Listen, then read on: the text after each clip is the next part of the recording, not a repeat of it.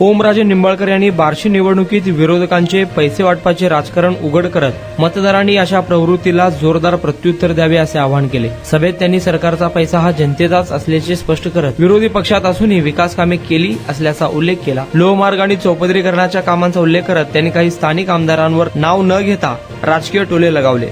लोकसभा आणि विधानसभा निवडणुकीत विरोधकांचा सुपडा साफ झाला आहे, त्यांचीच पुनरावृत्ती बार्शीत येत्या 2 डिसेंबरला बार्शीत विरोधकांचा सुपडा साफ करायचा आहे। राणे बंधूमध्ये पैसे वाटपावरून कळवंडी सुरू झाल्या आहेत। इथल्या बार्शीत काय आकडा फुटला की नाही, तुम्ही लोकसभेला नादच पुरा केला आहे।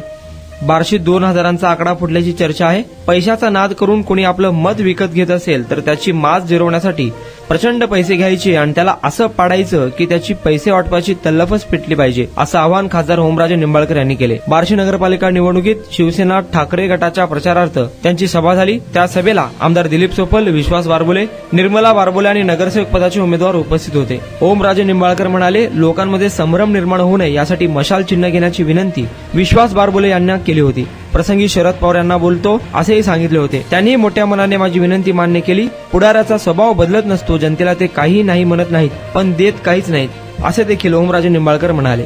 मी विरोधी पक्षाचा खासदार असतानाही टेंभुर्णी ते लातूर चौपदरीकरणाचा डीपीआर मंजूर झाला आहे, टेंडर फायनल झाला आहे। त्या 2 वर्षात या रस्त्याचे चौपदरीकरण होईल, पण तुम्ही स्पीड ब्रेकरची मागणी करू नका, तुम्हाला स्पीड ब्रेकरचा लय नाद आहे गड्या, असे देखील ओमराजे निंबाळकर म्हणाले।